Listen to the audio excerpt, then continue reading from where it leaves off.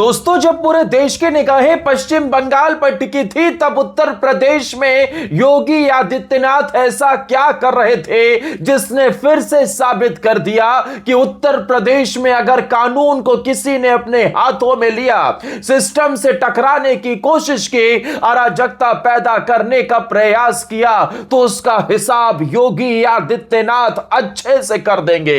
उसे सीधे नर्क में जाने का रास्ता दिखा देंगे। यूपी के मुखिया योगी आदित्यनाथ अगर इस बात को कहते हैं तो किसी को शक नहीं होना चाहिए, लेकिन अगर कोई फिर भी शक करता है, उत्तर प्रदेश के अंदर तांडव मचाने की कोशिश करता है, लॉ एंड ऑर्डर के साथ खिलवाड़ करता है, तो फिर उसका अगले ही चौराहे पर यमराज इंतजार कर रहा होता है। दर्शकों, एक बार फिर से योगी ने साबित कर दिया है कि उत्तर प्रदेश में लॉ एंड ऑर्डर सर्वोपरि है, न जात है न धर्म है। अपराधियों को उनका हिसाब पूरी तरीके से किया जाएगा। और इस बार योगी का तूफान, यूपी पुलिस का तांडव उत्तर प्रदेश के बुलंदशहर के अंदर देखा गया है। राम नाम सत्य कर दिया गया। एक और असामाजिक कीड़े का टिकट कट गया है। इसलिए योगी कहते हैं, माफिया किसी भी किस्म का होगा, उसे छोड़ूंगा तो नहीं, जीरो टॉलरेंस। और यह सब पर लागू होता है। अगर अपना व्यक्ति ही गलत करेगा तो उसके लिए भी वही कानून लागू होगा जो एक माफिया और अपराधी के लिए लागू होगा। बहुत बार लोग दर्शकों टिप्पणी करते हैं कि पुलिस ने गोली क्यों मार दी। अगर पुलिस गोली ना मारे तो क्या पुलिस गोली खाए? ये दोनों काम एक साथ नहीं चल सकते। दर्शकों नमस्कार, मैं आपके साथ आदर्श तिवारी। और उत्तर प्रदेश के बुलंदशहर में हुए सनसनीखेज ट्रिपल मर्डर मामले में पुलिस ने जो कार्रवाई की है, उसने फिर से उत्तर प्रदेश के लॉ एंड ऑर्डर की फिजाओं को मजबूत करने की दिशा में एक मील का पत्थर गाड़ दिया है। दर्शकों, भले ही टीवी की हेडलाइन या फिर अखबारों के पहले पन्ने पर यह खबर ना छपी हो, क्योंकि सब पश्चिम बंगाल की तरफ डाइवर्ट हो गए थे, लेकिन किसी ने भी उत्तर प्रदेश में योगी के इस तूफान को नहीं देखा। वो तूफान जो इस बार खामोशी से चला गया।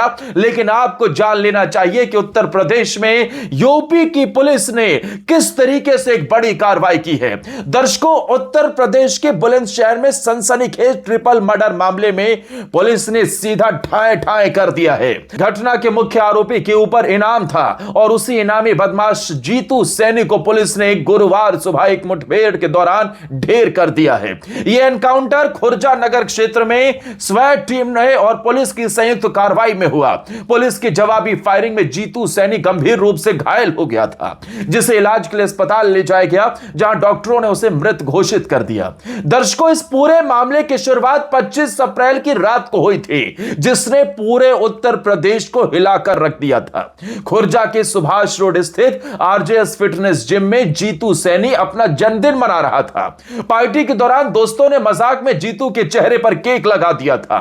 यह छोटा सा मजाक देखते ही देखते भयानक विवाद में बदल गया। आरोप है कि चेहरे पर केक लगाने से नाराज होकर जीतू सैनी ने अपने रिश्तेदारों से पिस्तौल मंगवाई और ताबड़तोड़ गोलियां चला दी।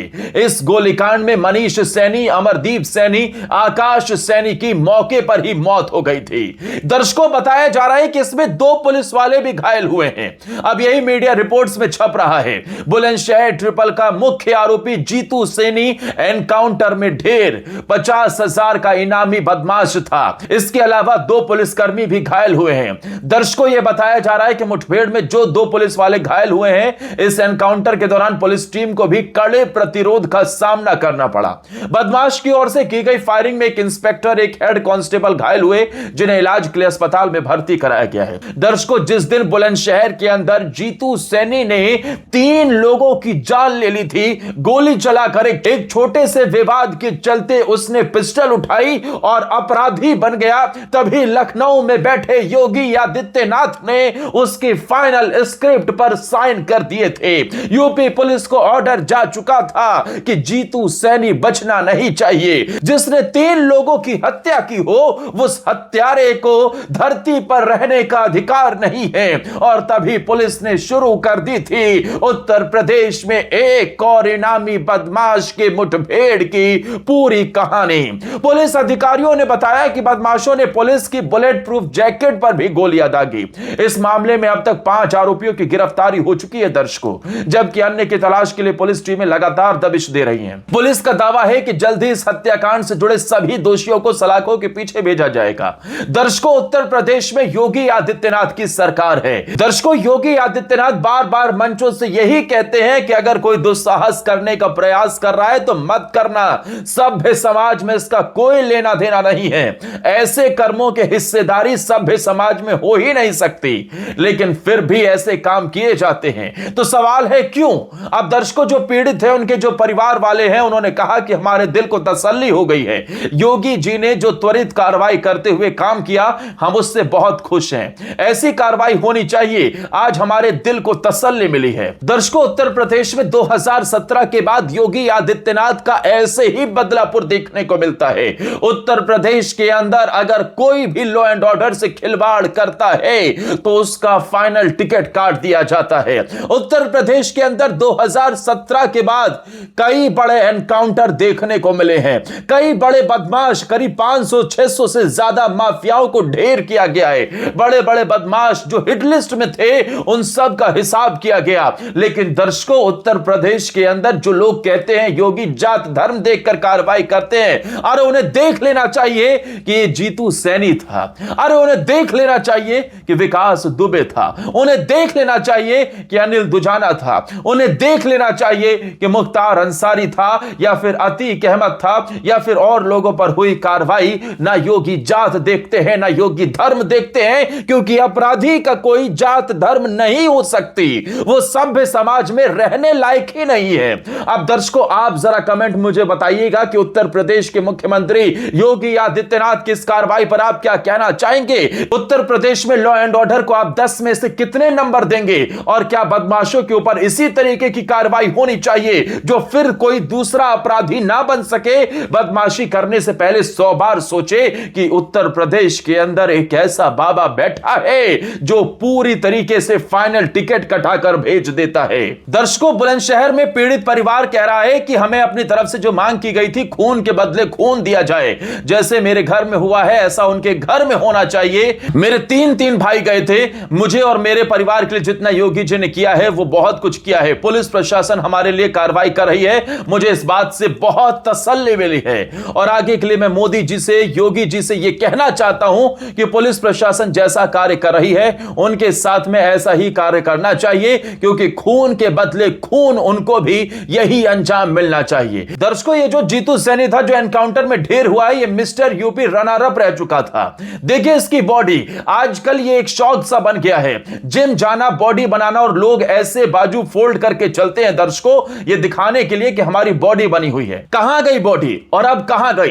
दर्शकों, उत्तर प्रदेश में जब हिसाब होता है तो कोई बॉडी बिल्डर काम नहीं आता है। यहां तो बड़े बड़े तुर्रम खां को योगी आदित्यनाथ ने मिट्टी में मिला दिया है। और अगर बदमाशगिरी करोगे, माफिया बनने चलोगे तो ऐसा ही हिसाब होगा जो सोचते रह जाओगे। ये 2017 से पहले वाला उत्तर प्रदेश नहीं है। यहां पर अब आप सोचेंगे कि कुछ भी कर देंगे, आपके नाम से जो कुछ डर भय का माहौल है वो बनता रहेगा। किस मुगालते में हो भाई? उत्तर प्रदेश में अब ये सब नहीं होगा। मुंगेरी लाल के सपने देखना बंद कर दो। उत्तर प्रदेश में बदमाशी की तो उसका पूरी तरीके से हिसाब होता है। दर्शकों, बताया जा रहा है कि यह राजनीति से भी जुड़ा हुआ था। इसकी उम्र करीब 30 साल थी, अच्छा खासा जीवन चल रहा था। 2017 में यह बीएसपी का नगर अध्यक्ष रह चुका है, जिम में ट्रेनर था, रील बनाने का शौक था। लेकिन इसी बीच उसने एक छोटे से विवाद में जो बदमाशी की, 3 लोगों को मार दिया। और ऐसा उत्तर प्रदेश में नहीं हो सकता। अगर कोई माफियागिरी करेगा, माफिया बनने का प्रयास करेगा, बदमाशी करेगा, तो फिर उसका टिकट काट दिया जाएगा। जो योगी आदित्यनाथ कहते हैं कि अगर दिमाग में गर्मी है, सबसे पहले उस गर्मी को शांत करने के लिए हम डेंटिंग पेंटिंग का सहारा लेते हैं। अगर डेंटिंग पेंटिंग से काम नहीं होता है तो फिर आप या तो जाओगे जहन्नुम या फिर जाओगे नरक में। राम नाम सत्य हो जाएगा।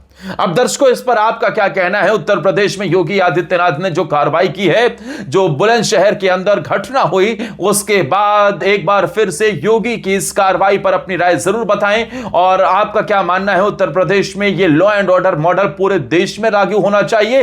अपनी राय कमेंट सेक्शन में देते हैं। इस वीडियो को ज्यादा से ज्यादा शेयर करना।